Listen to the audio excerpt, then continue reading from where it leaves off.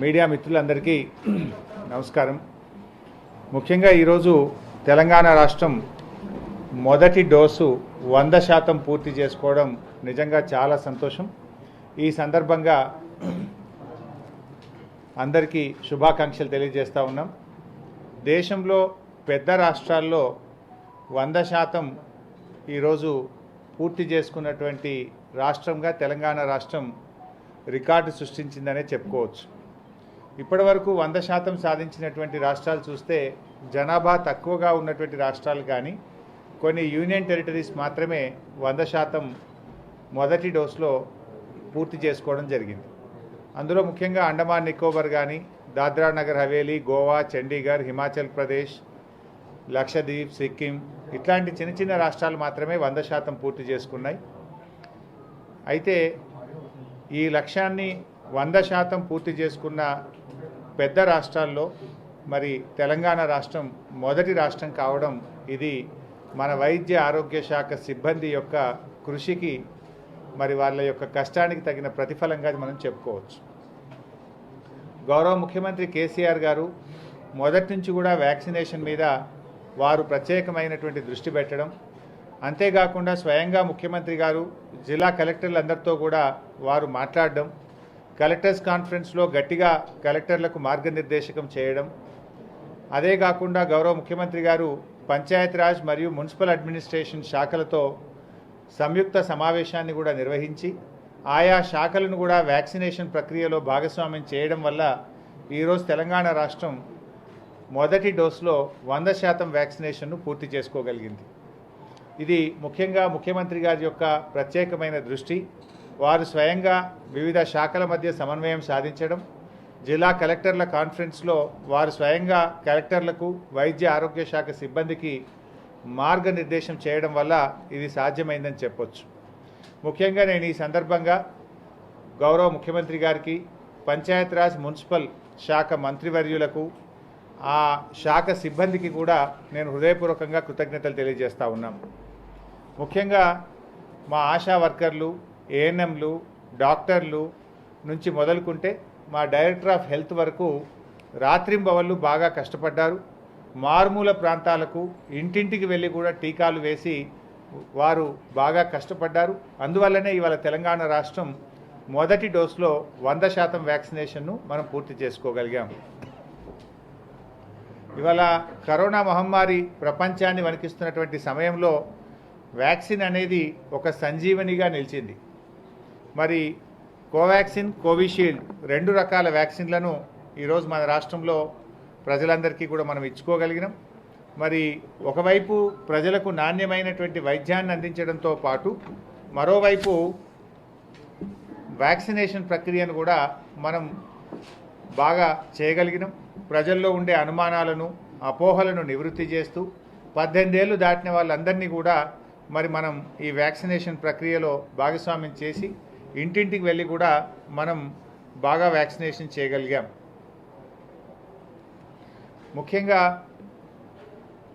గౌరవ మున్సిపల్ మంత్రి కేటీఆర్ గారు, గౌరవ పంచాయతీరాజ్ మంత్రి దయాకర్ రావు గారు వాళ్ళు కూడా స్వయంగా వీడియో కాన్ఫరెన్స్లలో, టెలికాన్ఫరెన్స్లలో కూడా మాతో పాటు పాల్గొని అటు మున్సిపల్ శాఖను, ఇటు పంచాయతీరాజ్ శాఖ సిబ్బందిని కూడా వైద్య ఆరోగ్య శాఖ సిబ్బందితో సమన్వయం చేసుకొని పనిచేయించినందుకు వారికి కూడా నేను కృతజ్ఞతలు తెలియజేస్తా ఉన్నాం.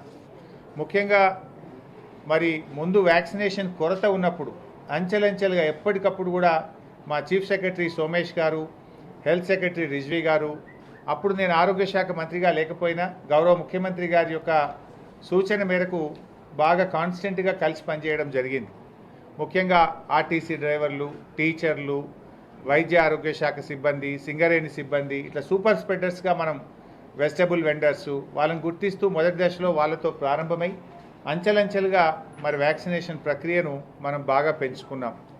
రాష్ట్ర వ్యాప్తంగా 7,970 వ్యాక్సినేషన్ బృందాలు పనిచేయడం జరుగుతూ ఉంది. ఈ 7,970 బృందాలు ఇంటింటికి వెళ్ళి టీకాలు కూడా ఇవ్వడం జరుగుతూ ఉంది. అయితే మన రాష్ట్రం యొక్క టార్గెట్ ఇది కేంద్ర ప్రభుత్వమే నిర్దేశించింది.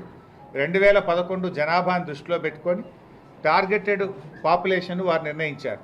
2011 నుంచి 2020 వరకు ప్రొజెక్టెడ్ పాపులేషన్ క్యాలిక్యులేట్ చేసి మన రాష్ట్రానికి వాళ్ళు ఇచ్చినటువంటి టార్గెట్ 2,77,67,000 టార్గెటెడ్ పాపులేషన్.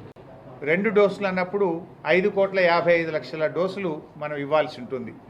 అయితే ఈరోజు మొదటి డోసు 2,77,00,000 టార్గెట్ మనం పూర్తి చేసుకొని 100% అచీవ్మెంట్ సాధించిన పెద్ద రాష్ట్రాల్లో తొలి రాష్ట్రంగా ఇవాళ తెలంగాణ రాష్ట్రం నిలబడడం ఇది మనందరికీ కూడా సంతోషం.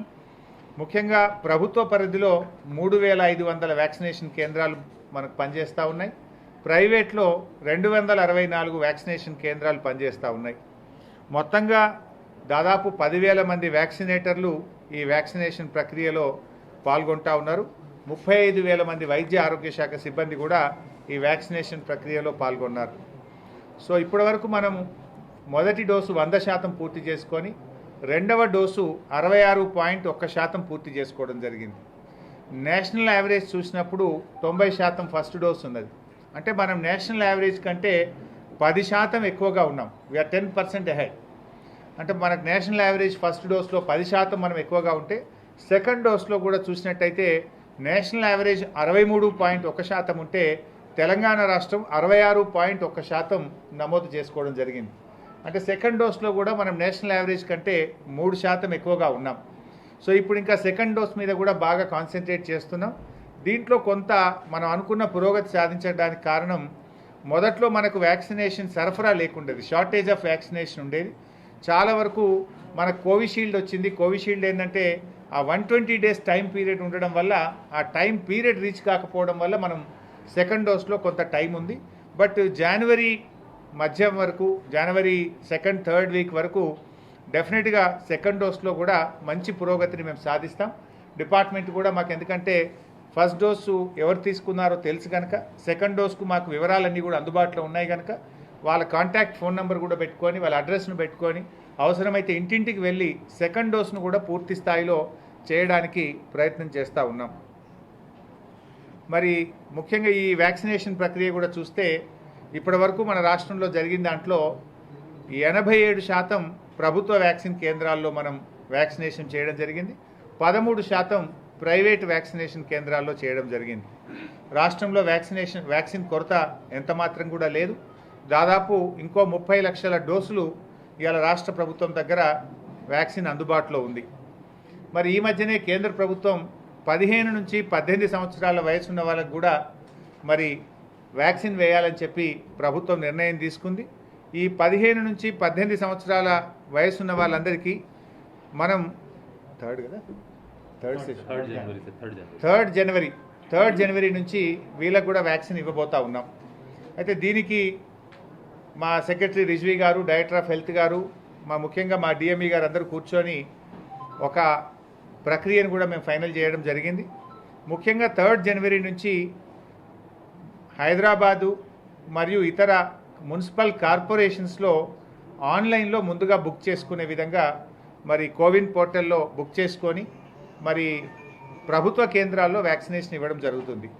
ముఖ్యంగా పిహెచ్సి అండ్ అబో, పిహెచ్సి కానీ, అర్బన్ పబ్లిక్ హెల్త్ సెంటర్స్ కానీ, ఏరియా హాస్పిటల్స్ కానీ, కమ్యూనిటీ హెల్త్ సెంటర్స్ కానీ, జిల్లా ఆసుపత్రులు, ప్రభుత్వ మెడికల్ కాలేజీలు, ఎక్కడైతే ఆసుపత్రుల్లో ఇద్దామని, ఎందుకంటే వీళ్ళు 15 నుంచి 18 సంవత్సరాల వయసున్న పిల్లలు కదా, డాక్టర్ అందుబాటులో ఉంటాడు. సో వీళ్ళందరినీ కూడా ఈ ఆసుపత్రిలో డాక్టర్ ఉండేటువంటి చోట వ్యాక్సినేషన్ స్టార్ట్ చేద్దాం అనుకున్నాం.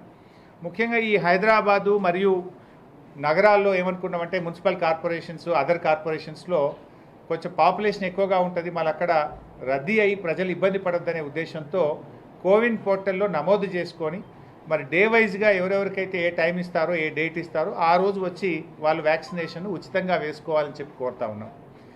అదర్ దాన్ కార్పొరేషన్స్, మిగతా పట్టణాలు, మండలాలు, గ్రామాలు, పిహెచ్సి స్థాయిలో వాకిన్, జస్ట్ వాళ్ళు డైరెక్ట్గా వచ్చి 15 నుంచి 18 సంవత్సరాల వయసున్న వాళ్ళు వారు ఎవరైనా వ్యాక్సిన్ వేసుకోవచ్చు. ఇందులో ముఖ్యంగా ఇంకో క్లారిటీ కూడా, ఏ నెల 18 ఏళ్ళు నిండినయా లేదా అనే కన్ఫ్యూజన్ లేకుండా ఉండడానికి 2007 సంవత్సరము దానికంటే ముందు 2007 దానికంటే ముందు జన్మించిన వాళ్ళు ఎవరైనా వేసుకుంటే December 31, 2007 ఉన్నా పర్వాలేదు. సో 2007 సంవత్సరం ఇక నెల తేదీతో సంబంధం లేదు. 2007వ సంవత్సరం అంతకంటే ముందు పుట్టిన వారు ఎవరైనా సరే నేరుగా ప్రభుత్వ వ్యాక్సినేషన్ కేంద్రంకి వచ్చి వాళ్ళు వ్యాక్సిన్ వేసుకోవచ్చని చెప్పి ఒక స్పష్టత కూడా ఈరోజు ఇవ్వడం జరుగుతూ ఉంది. అయితే ఈ పిల్లలందరికీ కూడా కోవాక్సిన్ టీకా ఇవ్వాలని చెప్పి మరి కేంద్ర ప్రభుత్వం నుంచి మార్గదర్శకం వాళ్ళు రావడం జరిగింది. ఈ పిల్లలందరికీ కోవాక్సిన్ టీకానే మన రాష్ట్రంలో ఇవ్వడం జరుగుతుంది.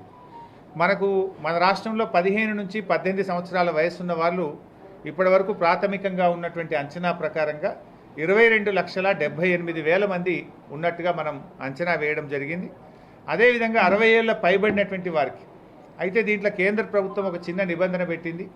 ఓన్లీ కోమార్పిడ్ లక్షణాలు ఉన్నటువంటి వారికే ఇవ్వాలని అంటున్నారు. రఫ్గా వాళ్ళు 20% అంచనా ఇందులో ఉంటారని అన్నారు. బట్ మేమైతే రాష్ట్ర ప్రభుత్వం నుంచి తిరిగి కూడా మేము కేంద్రానికి లేఖ రాయబోతా ఉన్నాం. 60 ఏళ్ళు పైబడినటువంటి వారు అందరికీ కూడా ఇవ్వాలి అనేదే రాష్ట్ర ప్రభుత్వం నుంచి మేము కేంద్రాన్ని కూడా కోరబోతా ఉన్నాం. బట్ ఇప్పుడు వాళ్ళు ఇచ్చినటువంటి మార్గదర్శకాల్లో 60 ఏళ్ళు పైబడినటువంటి దాంట్లో 20% వరకు కోమార్పిడ్ లక్షణాలు ఉన్న వాళ్ళకి మాత్రమే ఇవ్వాలని చెప్పి కేంద్రం నుంచి గైడ్లైన్స్ రావడం జరిగింది. బట్ ఇది ఇస్తూ ప్రారంభం చేస్తూనే మొత్తం మందికి ఇవ్వాలని కూడా తెలంగాణ రాష్ట్ర ప్రభుత్వ పక్షాన కేంద్రానికి లేఖ రాయడం జరుగుతుంది. మన రాష్ట్రంలో 60 ఏళ్ళు పైబడినటువంటి వాళ్ళు 41,60,000 మంది ఉన్నట్టుగా మనకు లెక్కలున్నాయి. అదేవిధంగా ఫ్రంట్ లైన్ వర్కర్స్ హెల్త్ కానీ పోలీస్ కానీ శానిటేషన్ సిబ్బంది మనం గతంలో కూడా ముందు దశలో వారితోనే ప్రారంభించడం జరిగింది. ఈ ప్రెస్ మిత్రులు వాళ్ళందరికీ ఫ్రంట్ లైన్ వర్కర్స్ అందరికీ కూడా మరి జనవరి 10వ తేదీ నుంచి ఫ్రంట్ లైన్ వర్కర్స్ 60 ఏళ్ళు పైబడినటువంటి వారు ఇద్దరికి కూడా జనవరి 10వ తేదీ నుంచి వ్యాక్సినేషన్ ప్రారంభిస్తాం. ఫ్రంట్ లైన్ వారియర్స్ దాదాపు 6,34,000 మంది ఉన్నట్టుగా మన దగ్గర లెక్కలు ఉన్నాయి. సో 6,34,000 మంది ఫ్రంట్ లైన్ వారియర్స్కు మరి 15 నుంచి 18 సంవత్సరాల వయసున్న 22,78,000 మందికి 60 ఏళ్ళు పైబడినటువంటి వాళ్ళు 41,60,000 మంది ఉన్నారు. వీరి వ్యాక్సినేషన్ ప్రక్రియ మరి జనవరి 3, జనవరి 10వ తేదీ నుంచి ప్రారంభించడం జరుగుతుంది. సో జనవరి 3 నుంచి ముఖ్యంగా ఈ పోర్టల్ కోవిన్ పోర్టల్ అనేది జనవరి 1వ తేదీ నుంచి అందుబాటులో ఉంటుంది. ఎవరైతే హైదరాబాద్ కానీ ఇతర కార్పొరేషన్లో ఉన్నటువంటి వాళ్ళు జనవరి 1వ తేదీ నుంచి వారు కోవిన్ పోర్టల్లో నమోదు చేసుకొని వారికి ఇచ్చినటువంటి డేటు టైం ప్రకారంగా వెళ్ళి మరి ప్రభుత్వ వ్యాక్సినేషన్ కేంద్రాల్లో ఉచితంగా వ్యాక్సినేషన్ వేసుకోవాలని చెప్పి విజ్ఞప్తి చేస్తూ ఉన్నాం. ఎందుకంటే కోవిన్ పోర్టల్ పెట్టింది కూడా ఒకేసారి 1000 మంది వచ్చి అక్కడ ఇబ్బంది జరగొద్దని చెప్పి పెట్టుకున్నాం. ఒకసారి ఈజీ అవుట్ అయిపోతే భవిష్యత్తులో రాబోయే రోజుల్లో ఇప్పుడు ఎట్లయితే మనం పిహెచ్సి స్థాయిలో మండలాల్లో ఇతర పట్టణాల్లో వాకిన్ అన్నామో ఒకసారి రివ్యూ చేసి కొద్ది రోజులు చూసిన తర్వాత దీన్ని కూడా తప్పకుండా సులభతరం చేయడం జరుగుతుంది. ఇకపోతే ఈరోజు కూడా ఓమైక్రాన్ సంబంధించి 7 కదా బాబు మన రాష్ట్రంలో కొత్తగా మరో 7 కేసులు నమోదు అయినట్టుగా మనకు ఇప్పుడు వస్తుంది సమాచారం వచ్చింది. ముఖ్యంగా ఇప్పటివరకు మన రాష్ట్రంలో 62 మంది ఓమైక్రాన్ కేసులు నమోదైనాయి. ఇందులో ఇతర దేశాల నుంచి వచ్చిన వారు 46 మంది, కాంటాక్ట్ అయినటువంటి వాళ్ళు 4, మరి వీరికి పాజిటివ్ రావడం జరిగింది. ఎలాంటి ట్రావెల్ హిస్టరీ లేకుండా ఒక 3కి మనకు ఓమైక్రాన్ పాజిటివ్ రావడం జరిగింది. ఇప్పటి వరకు ఎట్ రిస్క్ దేశాల నుంచి వచ్చిన 11,756 మందికి శంషాబాద్ ఎయిర్పోర్ట్లో పరీక్షలు నిర్వహించి పాజిటివ్ వచ్చినటువంటి వారి శాంపుల్స్ను జినోమ్ వ్యాలీకి పంపించి ఓమైక్రాన్ టెస్ట్ చేయించడం జరిగింది. మరి అందరూ కూడా మరి టిమ్స్ ఆసుపత్రిలో వారికి చికిత్స ఇస్తూ ఉన్నాం. టిమ్స్ మా డైరెక్టర్ గారితో మాట్లాడినప్పుడు విమలా థామస్ గారితో మాట్లాడినప్పుడు టిమ్స్లో జాయిన్ అయినటువంటి ఓమైక్రాన్ పేషెంట్స్కు ఎలాంటి సిమ్టమ్స్ లేవు. వాళ్ళంతా కూడా మరి ఏసిమ్టమాటికే ఉన్నారు. వాళ్ళందరూ కూడా సేఫ్గానే ఉన్నారు. పెద్దగా టెంపరేచర్ కానీ ఇతర వ్యాధి లక్షణాలు గతంలో మనం సెకండ్ వేవ్లో చూసినటువంటి వ్యాధి లక్షణాలు అయితే వారికి కనబడడం లేదు. సో అందులో 8 రోజులు గడిచిన తర్వాత ఒక 20 మందిని తిరిగి మళ్ళీ టెస్టింగ్ పంపడం జరిగింది. ఎవరికైతే ఓమైక్రాన్ పాజిటివ్ వచ్చిందో ఒక 20 మందిని తిరిగి మళ్ళీ టెస్ట్ చేశాం. టెస్ట్ చేస్తే అందులో 13 మంది నెగిటివ్ అయినారు. ఒక 7 మాత్రం పాజిటివ్ వచ్చినారు. సో పాజిటివ్ వచ్చినటువంటి వాళ్ళను మరొక 6 రోజుల తర్వాత మళ్ళీ పరీక్షకు పంపుతారు. సో ఫస్ట్ మేము 8 డేస్ తర్వాత ఓమైక్రాన్ పాజిటివ్ వచ్చిన వాళ్ళను టెస్ట్ చేస్తే 13 మంది నెగిటివ్ అయిపోయినారు. ఒక 7గురు మాత్రమే పాజిటివ్ ఉన్నారు. ఈ 7గురిని తిరిగి 6 రోజుల తర్వాత మళ్ళీ పరీక్ష చేయడం జరుగుతుంది. సో ఏది ఏమైనా ప్రభుత్వం ఈ ఓమైక్రాన్ దృష్టిలో పెట్టుకొని గౌరవ ముఖ్యమంత్రి గారి సూచనల మేరకు మన తెలంగాణ వైద్య ఆరోగ్య శాఖ అన్ని రకాల ఏర్పాట్లు కూడా చేశాం. ఎక్కడ కూడా ఎవరు కూడా భయపడాల్సిన అవసరం లేదు. ప్రజలతో మా విజ్ఞప్తి ఒక్కటే, అందరూ 2 డోసులు వ్యాక్సినేషన్ చేసుకోండి. 60 ఏళ్ళు పైబడిన వాళ్ళు, ఫ్రంట్ లైన్ వారియర్స్ అందరూ కూడా ఏదైతే మనం బూస్టర్ డోస్ ఇస్తున్నామో దీన్ని కూడా తప్పకుండా తీసుకోండి. 15 నుంచి 18 సంవత్సరాల వయసు ఉన్నటువంటి పిల్లలు కూడా మీరందరూ కూడా వ్యాక్సినేషన్ తీసుకొని ప్రభుత్వంతో సహకరించండి. వ్యాక్సినేషన్ తీసుకోవడం, మాస్క్ ధరించడం, మన కోవిడ్ నియమ నిబంధనలను పాటించడం, ఈ మూడింటిని తప్పకుండా అందరూ చేయాలని చెప్పి కోరుతా ఉన్నాం. వ్యాక్సినేషన్ విషయంలో ఒక ఇంట్రెస్టింగ్ పాయింట్ కూడా చెప్పాల్సింది ఏంటంటే, ఈరోజు మన రాష్ట్రంలో 62 మంది ఓమైక్రాన్ పాజిటివ్ ఉన్నటువంటి వాళ్ళు ఉన్నారు.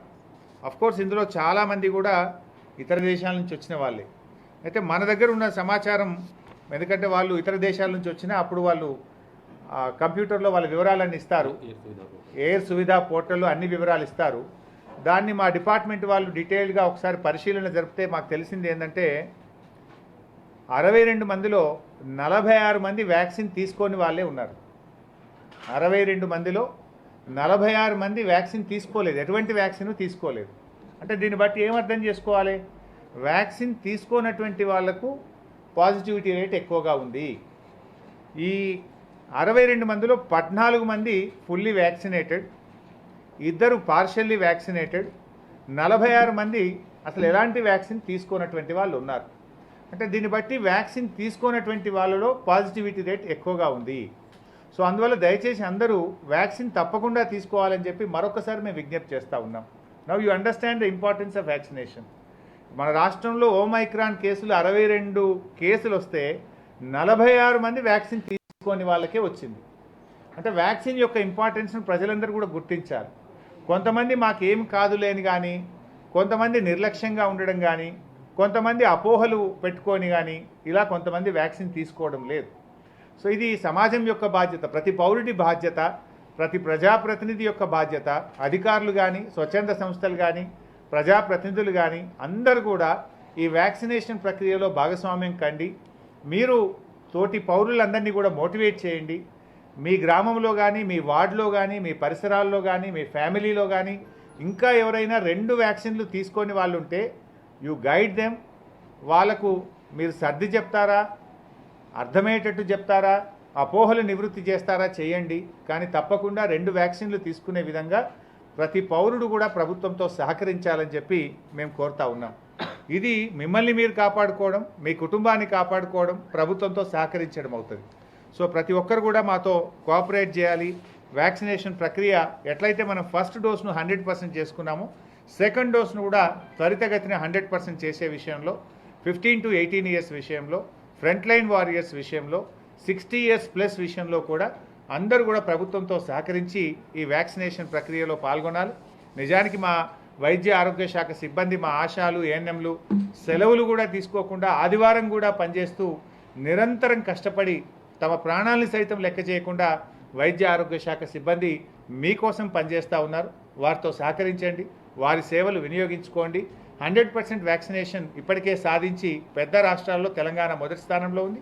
సెకండ్ డోస్లో కూడా 100% వైపు రాత్రింబవళ్ళు మా అధికారులు కష్టపడతారు. మీరు కూడా సహకరించాలని చెప్పి విజ్ఞప్తి చేస్తూ ఉన్నాం. ఆల్రెడీ ప్రభుత్వం స్పష్టమైనటువంటి ఆదేశాలు ఇచ్చింది. జిఏడి నుంచి గౌరవ ముఖ్యమంత్రి గారి ఆదేశాల మేరకు మరి న్యూ ఇయర్ వేడుకల్లో నియంత్రణ చేస్తూ ప్రభుత్వం ఇప్పటికే స్పష్టమైన ఆదేశాలు కూడా ఇవ్వడం జరిగింది.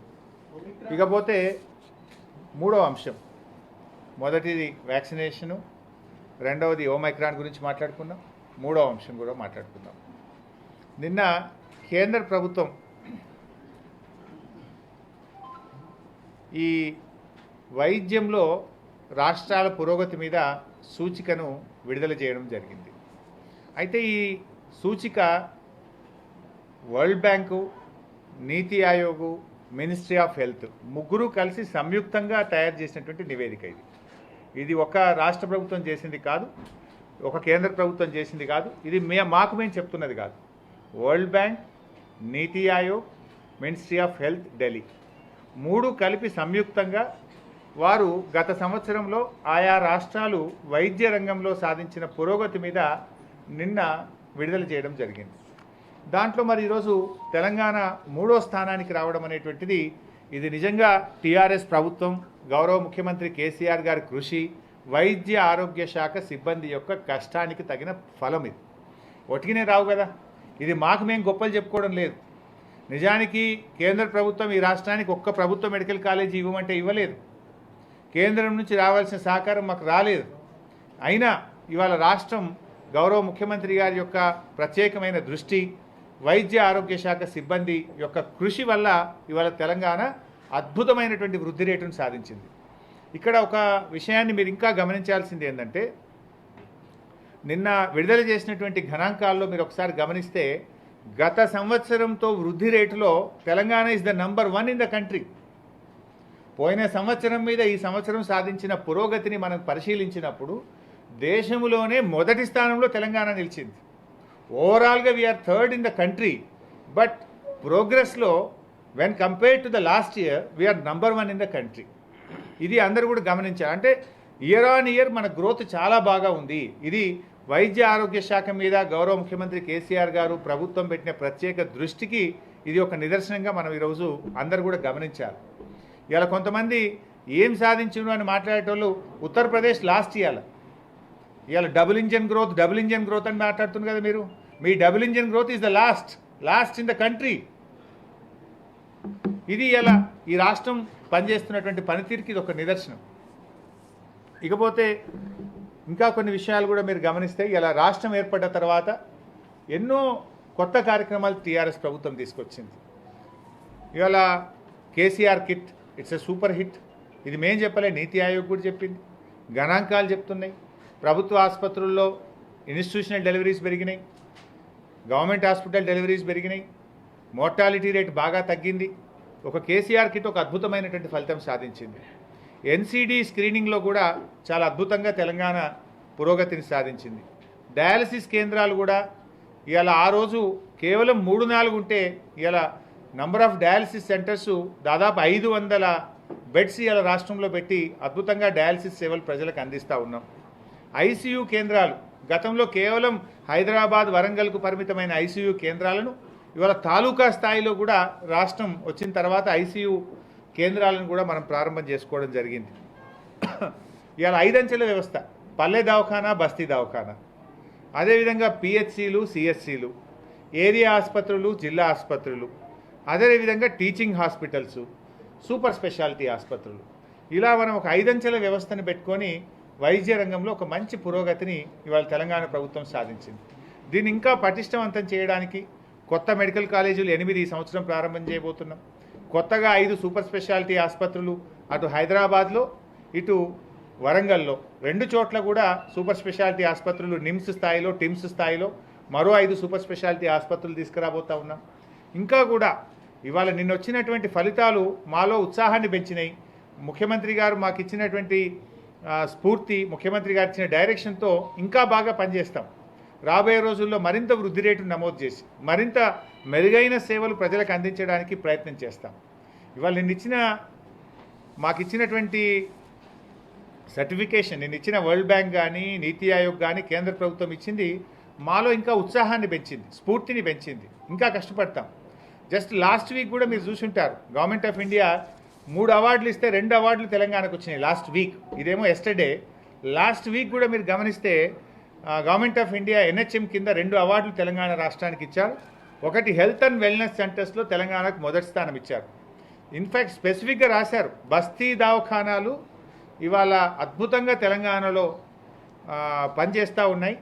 బస్తీ దవాఖానా మోడల్లో దేశం మొత్తం కూడా అర్బన్ వెల్నెస్ సెంటర్స్ పెట్టండి అని నీతి ఆయోగ్ తన నివేదికలో చెప్పింది. Telangana Basti Dawakhanas has become a model to the country. It was noted by NITI Aayog and told the states to do on as like Telangana. అంత స్పష్టంగా చెప్పారు. అంటే ఇది మన ప్రభుత్వం పనిచేస్తున్న తీరుకు ఒక నిదర్శనం. అదేవిధంగా హెల్త్ అండ్ వెల్నెస్ సెంటర్లో మొదటి స్థానంతో పాటు ఎన్సిడి స్క్రీనింగ్లో దేశంలోనే 2వ స్థానంలో తెలంగాణ ఉంది. 3 అవార్డులలో 2 అవార్డులు మొదటి 2 స్థానాలు మనం సాధించుకోవడం, ఇది కూడా మన వైద్య ఆరోగ్య శాఖ సిబ్బంది చాలా బాగా పనిచేస్తూ ఉన్నారు. దానికంటే ముందు పోయిన నెలలో, ఇది నిన్న, గత వారం, గత మాసంలో పార్లమెంట్లో ఒక సభ్యుడు అడిగినటువంటి ప్రశ్నకు సమాధానంగా కూడా కేంద్ర ఆరోగ్య శాఖ మంత్రి గారు ఒక విషయం చెప్పారు. పర్ క్యాపిటా హెల్త్ ఎక్స్పెండిచర్లో మీరు చూసినట్టయితే తెలంగాణ 3వ స్థానంలో ఉంది. వైద్య రంగం మీద, పేద ప్రజలకి అందించే వైద్యం మీద ఎక్కువ ఖర్చు పెడుతున్నటువంటి రాష్ట్రాల్లో తెలంగాణ 3వ స్థానంలో ఉందని చెప్పి కూడా పార్లమెంట్లో కేంద్రంలో వైద్య ఆరోగ్య శాఖ మంత్రి చెప్పడం జరిగింది. 1681 రూపాయలు ప్రతి పౌరుడి మీద, పేదల వైద్యం మీద ఇవాళ రాష్ట్ర ప్రభుత్వం ఖర్చు పెడుతుందని పార్లమెంట్ సాక్షిగా కేంద్ర వైద్య ఆరోగ్య శాఖ మంత్రి గారు చెప్పడం జరిగింది. సో ఇట్లా అంచెలంచెలుగా చేస్తున్నాం. I think last 2-3 months back ఇంకో రిపోర్ట్ వచ్చింది, నీతి ఆయోగ్ రిపోర్ట్. అందులో ఏం చెప్పినారంటే జిల్లా ఆసుపత్రుల పనితీరు మీద నీతి ఆయోగ్ ఇచ్చినటువంటి నివేదికలో తెలంగాణకు మొదటి స్థానం ఇచ్చారు. జిల్లా ఆసుపత్రుల్లో ముఖ్యమైన సేవలు అందించడంలో కూడా మరి తెలంగాణ మొదటి స్థానం ఇచ్చారు. డయాగ్నోస్టిక్ సర్వీసెస్లో కూడా తెలంగాణకు మొదటి స్థానం ఇచ్చారు, దేశంలోనే మొదటి స్థానం ఇచ్చారు. ఇలా ఎన్నెన్నో అవార్డులను, గుర్తింపులను ఇవాళ తెలంగాణ రాష్ట్రం పొందుతుందంటే ఇది మా వైద్య ఆరోగ్య శాఖ సిబ్బంది బాగా పనిచేస్తున్నారు. ఇంకా కష్టపడి పనిచేస్తాం. వి విల్ నాట్ రిలాక్స్ ఇక్కడ నుంచి. ఎందుకంటే ఇక్కడ నుంచి గ్రోత్ రావాలంటే ఇంకా హార్డ్ వర్క్ చేయాలి మేము. ఎందుకంటే ఆఫ్టర్ రీచింగ్ ఏ పాయింట్ ఇంకా పైకి వెళ్ళాలంటే ఎక్స్ట్రాడినరీ పర్ఫార్మెన్స్ ఉంటే తప్ప, ఇంకా బాగా కష్టపడితే తప్ప అది సాధ్యం కాదు. డెఫినెట్గా ఇంకా కష్టపడి పనిచేస్తాం. ఇప్పటికైనా ఎవరైనా కొంతమంది వైద్య ఆరోగ్య శాఖ మీద అక్కడ ఇక్కడ ఆరోపణలు చేస్తే వాళ్ళు ఒకసారి అర్థం చేసుకోవాలి. ఈ దేశం కంటే తెలంగాణ ఎంత ముందంజలో ఉంది, మా వైద్య ఆరోగ్య శాఖ సిబ్బంది ఎంత బాగా పనిచేస్తున్నారు.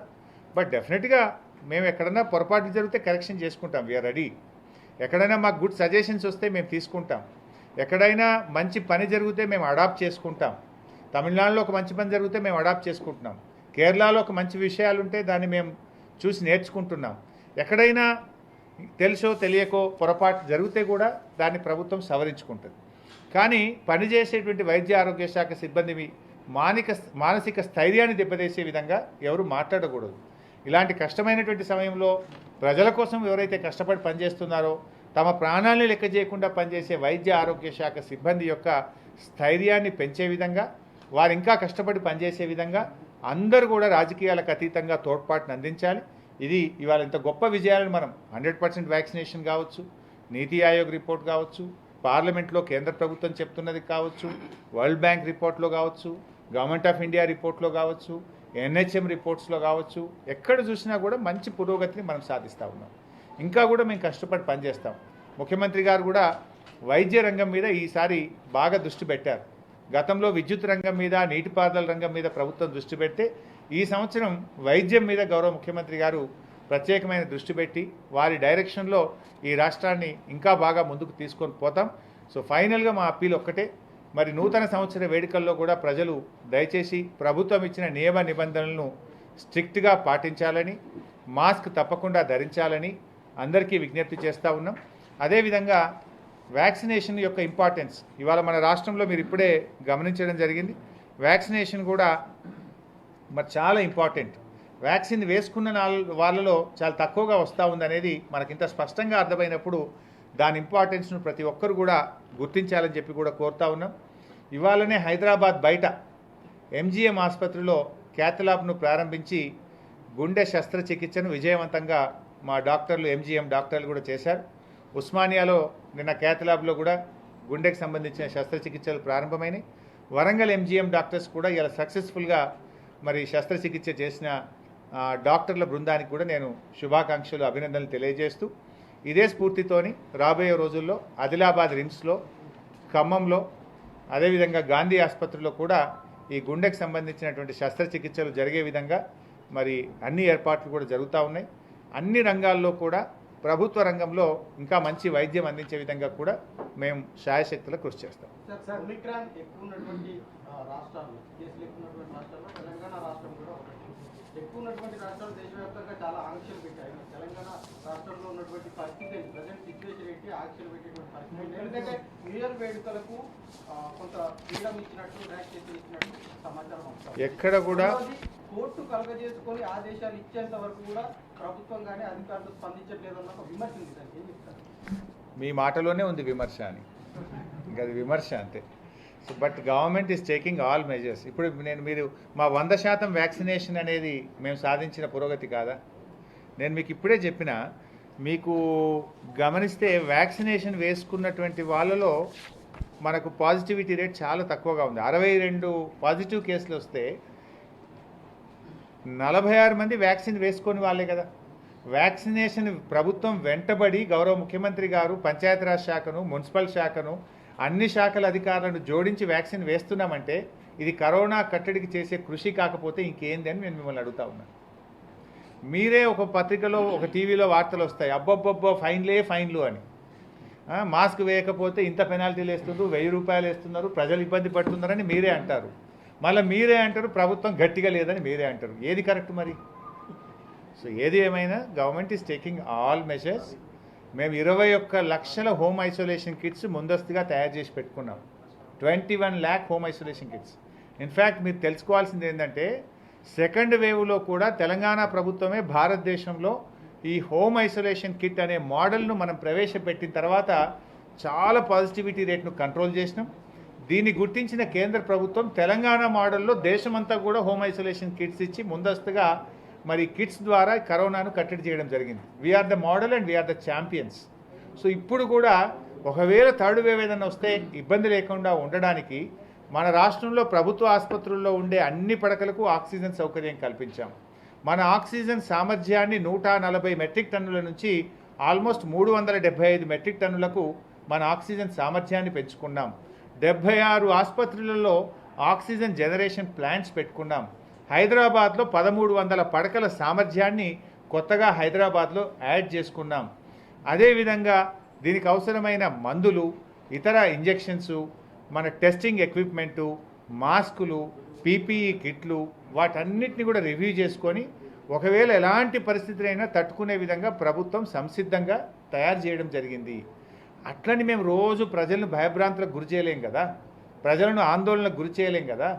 ప్రజలకు రక్షణ కల్పిస్తూ, ప్రజలకు టీకాలు ఇస్తూ, ప్రజలను మాస్క్ ధరించమని ప్రతిరోజు మేము విజ్ఞప్తి చేస్తూ, మాస్క్ పెట్టని వాళ్లకు పెనాల్టీలు వేస్తూ, వ్యాక్సిన్లు వేస్తూ, ప్రజల ఆరోగ్యాన్ని కాపాడడం కోసం నిర్విరామంగా మేము చేస్తున్న కృషిని మీరు గుర్తించినట్టున్నారు కానీ, కొద్దిమంది విమర్శకులు గుర్తించినట్టున్నారు కానీ కేంద్ర ప్రభుత్వం గుర్తించింది. Telangana model is the best అన్నది కేంద్ర ప్రభుత్వము, వరల్డ్ బ్యాంకు, నీతి ఆయోగ్ గుర్తించి అవార్డుల మీద అవార్డులు, మాకు రివార్డుల మీద రివార్డులు ఇస్తున్నారు. డబ్బులు ఇవ్వలే కానీ అవార్డులు రివార్డులు మాత్రం ఇస్తున్నారు. మెడికల్ కాలేజీలు ఇవ్వలేదు కానీ అవార్డులు రివార్డులు అయితే ఇస్తున్నారు. వైద్య రంగంలో హెల్త్ సిబ్బంది కృషి ఉంది, అందుకే దేశంలో ముందున్నాం అంటున్నారు. వాళ్ళ కోసం ముఖ్యంగా నర్సులు డ్రెస్ చేంజ్ చేసుకోవడానికి కూడా రూల్స్ లేవు. అలాగే ప్రభుత్వ హాస్పిటల్లో సిబ్బందికి చాలా ప్రాబ్లమ్స్ ఉన్నాయి, కాంట్రాక్ట్ అండ్ అవుట్ సోర్సింగ్ సంబంధించి. ఏమంటారు సార్, వాళ్ళకి ఏమైనా బెనిఫిట్స్ ఉంటాయా ప్రభుత్వం నుంచి? మీరు గమనించారో లేదో, దేశంలో ఎవరు ఇవ్వకముందు ఇన్సెంటివ్ ఇచ్చి శాలరీని పెంచింది మన ముఖ్యమంత్రి కేసీఆర్ గారు. తమ కరోనా సమయంలో మిగతా ఏ రాష్ట్రాలు కూడా ప్రకటించక ముందు అందరికంటే ముందు వాళ్ళకు అదనపు వేతనాన్ని ఇచ్చి ప్రోత్సాహాన్ని ఇచ్చింది ముఖ్యమంత్రి కేసీఆర్ గారు. మీరు అన్నట్టుగా గతంలో ఎప్పుడు ఏ ప్రభుత్వం ఈ రాష్ట్రంలో ఉన్నా కాంట్రాక్ట్ అవుట్సోర్సింగ్ ఉద్యోగులకు వేతనాలు పెంచలే. పీఆర్సీతో పాటు 30% కాంట్రాక్ట్ అవుట్సోర్సింగ్ ఉద్యోగుల వేతనాన్ని పెంచింది మన ముఖ్యమంత్రి కేసీఆర్ గారు. వారు చిన్న ఉద్యోగులు, చిరు ఉద్యోగులు, వాళ్ళకు కూడా ఇబ్బంది కలగొద్దు అని చెప్పి వాళ్ళకు కూడా రెగ్యులర్ ఉద్యోగులతో పాటు 30% వేతనాలు పెంచాం. ఇవాళ మా ఆశా వర్కర్లకు కూడా 30% వేతనాన్ని పెంచుతూ నిర్ణయం తీసుకున్నాం. एक मिनट, ये साहब पूछ रहे थे बहुत देर से. This is related to Omicron. You said there were 3 cases with absolutely no travel history, and there were 4 contacts. 46 people who came from not at risk countries. So my question, I have about 3 or 4 questions, please. There is no travel history contacts. Where have they been found, in which city or which part? Number 1. Number 2, these 46 people who came from not at risk countries, did they all come in separate flights, or were there more than one person in one flight? Totally, how many people who came in there in these non-at-risk countries have been screened and tested? If I can understand that not everybody, you don't necessarily have to have those data with you. Your officials are here. They can But probably. I will tell whatever data readily available, remaining we will send you in a note. So మీరు అడిగిన దాంట్లో 3 విషయాలు. ముఖ్యంగా ఈ ముగ్గురు ఎవరైతే travel history లేనటువంటి వాళ్ళు ఎక్కడ ఎవరికి వచ్చింది అని చెప్పి మీరు ఒకటి అడగడం జరిగింది. అందులో ఒకటి మాకు డయాలసిస్ టెక్నీషియన్కి ఒక ప్రైవేట్ ఆసుపత్రిలో ఒకరికి మేము గుర్తించడం జరిగింది. ఒక ప్రెగ్నెంట్ మదరు ఒకరికి రావడం జరిగింది. మూడవది సాఫ్ట్వేర్ ఇంజనీర్. ఈ ముగ్గురు ట్రావెల్ హిస్టరీ లేనటువంటి వారిని ప్రభుత్వం ఐడెంటిఫై చేసింది. తర్వాత 46 మంది ఎవరైతే other than at risk countries ఉన్నారో 46 మంది ఒక్క ఫ్లైట్లో రాలేదు, డిఫరెంట్ ఫ్లైట్స్ డిఫరెంట్ కంట్రీస్ నుంచి వచ్చినారు. మీరు చూస్తే ఆ 46 మందిలో చాలామంది డిఫరెంట్ కంట్రీస్ నుంచి వచ్చి ఉన్నారు. అందువల్ల different dates different flights different times. So వాళ్ళు ఒక ఫ్లైట్ కానీ ఒక ఫ్యామిలీ కానీ ఒకదానికి సంబంధం లేదు. Sir, ఇప్పుడు మూడు ఏ area, are they all in Hyderabad? Are they in different parts of the state? They are found in Hyderabad. All 3 are found in Hyderabad. Yes. So are they vaccine 3 of them? So I have a details that only 62 low out of 62, 46 are not vaccinated, 14 are vaccinated, 2 are partially single dose. Sir ఇప్పటికే 3 కేసులు వచ్చాయి కదా sir, contact లేకుండా మరింత మందికి ఏమైనా test చేసే అవకాశం ఉందా? రోజు 40,000 టెస్ట్ చేస్తున్నాము. ఓమైక్రాన్ కూడా పంపుతున్నాం. చాలా వరకు సిమ్టమాటిక్ ఉన్నటువంటి వాటన్నిటిని కూడా జీనోమ్ సీక్వెన్సింగ్ కూడా పంపడం జరుగుతూ ఉంది. రాష్ట్రంలో 40,000 పరీక్షలు యాన్ అండ్ యావరేజ్గా ప్రతిరోజు పరీక్షలు కూడా చేస్తున్నాం. పరీక్షలు కూడా ఇంకా పెంచమని చెప్పాం. ఎంతమంది పరీక్షలకు వస్తే నిరాకరించకుండా ప్రతి వ్యక్తిని కూడా పరీక్ష చేయడం జరుగుతూ ఉంది. ఇందాక మీరు ఆంక్షల గురించి కూడా అడిగారు. కేంద్ర ప్రభుత్వం ఏం నిబంధనలు ఇచ్చిందంటే మీ పాజిటివిటీ రేటు 10% కంటే ఎక్కువగా ఉంటే మీరు ఆంక్షలు పెట్టాలి, నైట్ కర్ఫ్యూ పెట్టాలని చెప్పారు. అంతేకాకుండా మీ బెడ్ కెపాసిటీలో 40% కంటే ఎక్కువ బెడ్స్ కరోనా కేసులతో ఆక్యుపై అయినప్పుడు నైట్ కర్ఫ్యూ పెట్టమని చెప్పారు. మన పాజిటివిటీ రేటు కేవలం 0.5, 0.6 we are at 0.6.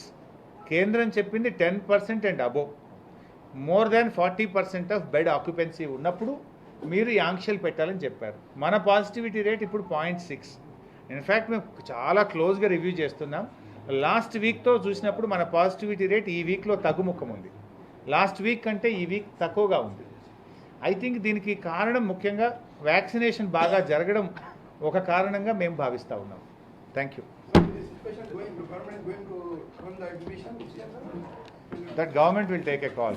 As health minister, how can I tell? Sir health పక్కన పెడితే ఒక క్వశ్చన్ సార్, సెంట్రల్ గవర్నమెంట్ 6 లక్షల మెట్రిక్ టన్నుల బియ్యం కొంటామని చెప్పింది కదా, దాని మీద మీ స్పందన? ఇది తెలంగాణ మళ్ళీ ఇదంతా నాకు డైల్యూట్ అవుతుందమ్మా. మీరు అదే రాస్తారు, వద్దులే, నాది డైల్యూట్ చేసేస్తారు. ఒక